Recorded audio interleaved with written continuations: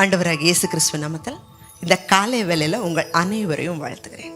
தேவஜனமே, இன்னைக்கு கர்த்தர் நம்மளோட பேச போகிற ஒரு தலைப்பு, உலகத்தில் நம்ம எதை இழந்தாலும் இதை மாத்திரம் இழக்கக்கூடாது. வாசிக்கலாம். 2 தீமோத்தேயுவின் புஸ்தகம் 1 அதிகாரம் 14வது வசனம்.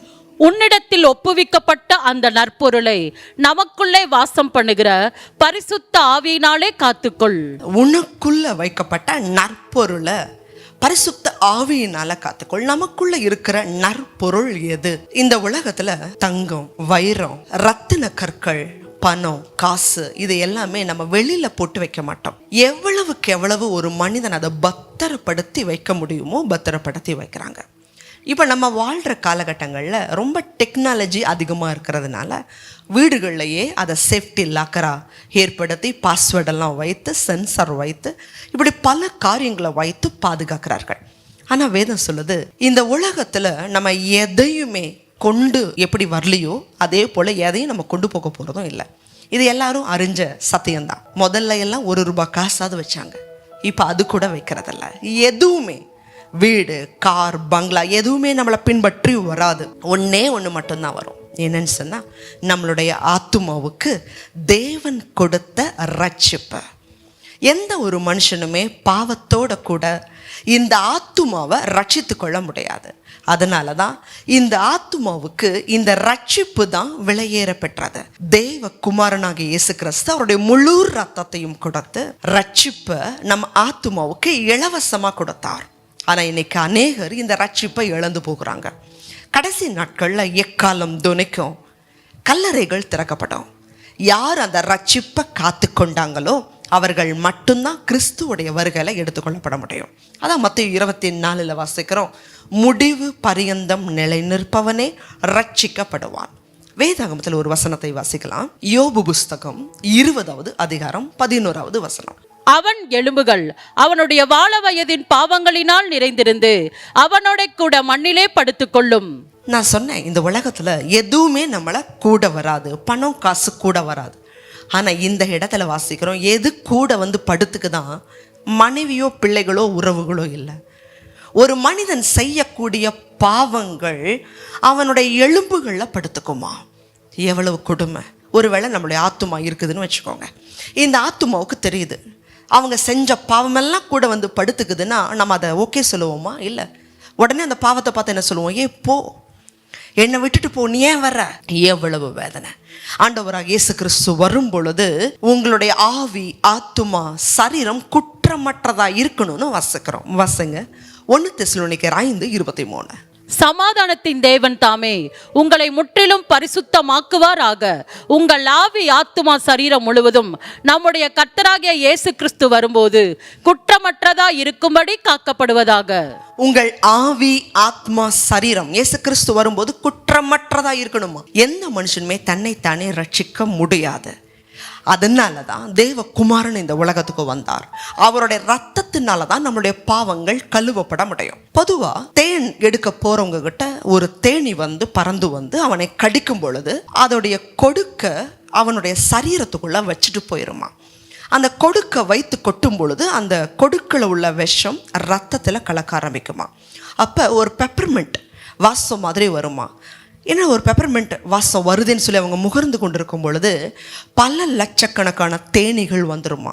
அந்த வாசம்தான் மற்ற தேனீக்களுக்கு சமிக்கையாம். இப்படி ஒருத்தன் தேன் எடுக்க வந்துட்டான் வாங்கன்னு சொல்லி சமிக்கையே அந்த பெப்பர்மெண்ட்டோடைய வாசனை தான். பல லட்சக்கணக்கான தேனீக்கள் வர ஆரம்பிச்சிருமா.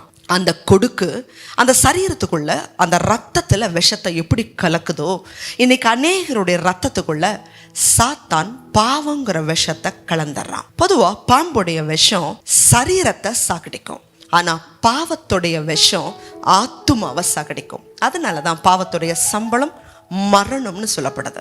சாத்தான் நம்மளுடைய ஆத்துமாவில் அந்த பாவங்கிற விதையை அவன் தூவ ஆரம்பிக்கும் பொழுது நாம் அதில் எப்படி நம்மளை காத்துக்கொள்ள முடியும்? சங்கீதம் 119:11 வசனம். நான் உமக்கு விரோதமாய் பாவம் செய்யாதபடிக்கு உமது வாக்கை என் இருதயத்தில் வைத்து வைத்தேன். நம்ம காசு கொடுத்து வாங்கல, கிருபையா இயேசு கிறிஸ்துவோட முழு ரத்தத்தையும் சிந்தி நம்ம ரத்தத்தில் இருக்கிற பாவத்தை அவர் கழுவுகிறார். 1 யோவானின் புஸ்தகம் 1 வசனத்தில் வாசிக்கிறோம், இயேசு கிறிஸ்துவின் ரத்தம் சகல பாவங்களும் நீக்கி சுத்திகரிக்கும். அப்படி சுத்திகரிக்கப்பட்ட இந்த ஆத்துமாவை நம்ம காப்பாற்றணும்னா இந்த இடத்துல வாசிச்சோம். சங்கீதம் 119 உமக்கு விரோதமாக நான் பாவம் செய்யாதபடி உமது வாக்கை என் இருதயத்தில் வைத்து வைத்தேன். உங்க இருதயம் வசனத்தினால நீங்க நிரப்புங்க. பொதுவாக வேதத்துல வாசிக்கிறோம், ஆண்டவராக இயேசு கிறிஸ்து சொல்லும் பொழுது இருதயத்தின் நிறைவினால் வாய் பேசும். உங்க இருதயம் சும்மா இருக்க வேண்டாம். பொறாமையினால, கசப்புகள்னால, வைராக்கியத்தினால நிரம்பி இருக்குதா? இன்னைக்கு அதை சுத்திகரிங்க. ஏசப்பா, உங்க ரத்தத்தினால என் பாவங்களை கழுவுங்க, சுத்திகரிங்க. சுத்திகரிக்கப்பட்டதுக்கு பிறகு உங்க இருதயத்தை வசனத்தினால நிரப்புங்க. வசனம் ஜீவனும் வல்லமையும் இருக்கு. அந்த வார்த்தை உங்களுக்குள்ள உணர்த்திக்கிட்டே இருக்கும், உங்களை பாவம் செய்ய விடாது. அந்த ஜீவனுள்ள வார்த்தைக்கு வல்லமை இருக்கு. இந்த வேதாகமம் தான் பரிசுத்த ஆவியானவர். பரிசுத்த ஆவியானவர் தான் இந்த வேத வார்த்தை. இந்த வார்த்தை உங்க இருதயத்துக்குள்ள வர வர அது கிரியை செய்து பாவங்கிற விஷம் உங்களுக்குள்ள வளர விடாம தடுக்கும். 2வது காரியம், தேவனுடைய பரிசுத்த ஆவியின் அக்கினி. மத்தேயு புஸ்தகம் 3:11 வாசிங்க. மனம் திரும்புதலுக்கென்று நான் ஜலத்தினால் உங்களுக்கு ஞானஸ்நானம் கொடுக்கிறேன். எனக்கு பின் வருகிறவரோ என்னிலும் வல்லவராய் இருக்கிறார். அவருடைய பாதரட்சைகளை சுமக்கிறதற்கு நான் பாத்திரன் அல்ல. அவர் பரிசுத்த ஆவியினாலும் அக்கினியினாலும் உங்களுக்கு ஞானஸ்நானம் கொடுப்பார். ஜலத்தினால மாத்திரம் இல்ல, தேவன் நமக்கு அக்கினியினால ஞானஸ்நானம் கொடுக்கிறார். இந்த அக்கினி நம்மளுடைய ஆவியில் ஊத்தப்படுகிற அக்கினி. பிசாசானவன் என்ன கசப்பான குப்பைகளை உள்ள போட்டாலும் தினந்தோறும் அந்த அபிஷேகத்தில் நீங்கள் ஜெபிக்க ஜெபிக்க ஜெபிக்க நிச்சயமாகவே பாவத்தை மேற்கொள்ள முடியும். தேவன் உங்களுக்கு இலவசமாக கொடுத்தது மாத்திரமல்ல, அது பொக்கிஷம். ரட்சிப்பு இல்லாமல் பரலோகத்துக்கு போக முடியாது. இயேசு கிறிஸ்துவோடைய முழு ரத்தத்தையும் கொடுத்து இலவசமாக நம்ம ஆத்மாவுக்கு ரட்சிப்பை கொடுத்துருக்கிறார். இந்த ரட்சிப்பு மாத்திரம் இல்லைன்னா மரணத்திலிருந்து, பாதாளத்திலிருந்து, நரகத்திலிருந்து, பிசாசுடைய பிடியிலிருந்து ஒரு மனுஷனும் விடுதலை ஆக முடியாது. இவ்வளவு விலையேற பெற்ற ரட்சிப்பை வசனத்தினாலையும் பரிசுத்தாவியுடைய அபிஷேகத்தினால தான் காத்துக்கொள்ள முடியும். இந்த உலகத்தில் எதை வேணால் இழந்து போகலாம், பிரச்சனை இல்லை. ஏன்னா மறுபடியும் தேவன் கொடுக்க வல்லமை உள்ளவர். ஆனால் ரட்சிப்பை மாத்திரம் இழந்துட்டோன்னா இந்த ஆத்துமா நித்தியத்தை நரகத்தில் செலவழிக்க வேண்டியதாக இருக்கும். அதனால முடிவு பரியந்தம் உங்கள் ஆத்துமாவை வசனத்தின் மூலமாகவும் பரிசுத்தாவியுடைய அபிஷேகத்தின் மூலமாகவும் காத்துக்கொள்ளுங்க. ஜெபிக்கலாம். அதிகமாக நேசிக்கிறீங்களா அன்புள்ள ஆண்டவரே? சங்கீதம் 121 வாசிக்கிறோம், அவர் என் ஆத்துமாவை காப்பார். தகப்பனே, உம்முடைய வசனம் எங்கள் இருதயத்தை நிரப்பட்டோம். உங்கள் அபிஷேகத்தில் உள்ள அக்கினி எங்கள் ஆத்துமாவில் கொழுந்து விட்டு எறியட்டுங்கப்பா. இந்த செய்தியை கேட்குற ஒவ்வொருவரும் முடிவு பரியந்தம் நாங்கள் இலவசமாக பெற்ற பொக்கிஷமாகிய ரட்சிப்பை காத்துக்கொள்ள கிருபத்தாங்க. உங்களுக்குள்ள ஒவ்வொரு நாளும் மறுரூபமாகட்டும். கிருபத்தாங்க, ஆசீர்வாதங்க. இயேசு கிறிஸ்துவின் மூலமாய் ஜெபிக்கிறோம் நல்ல பிதாவே, ஆமென். God bless you.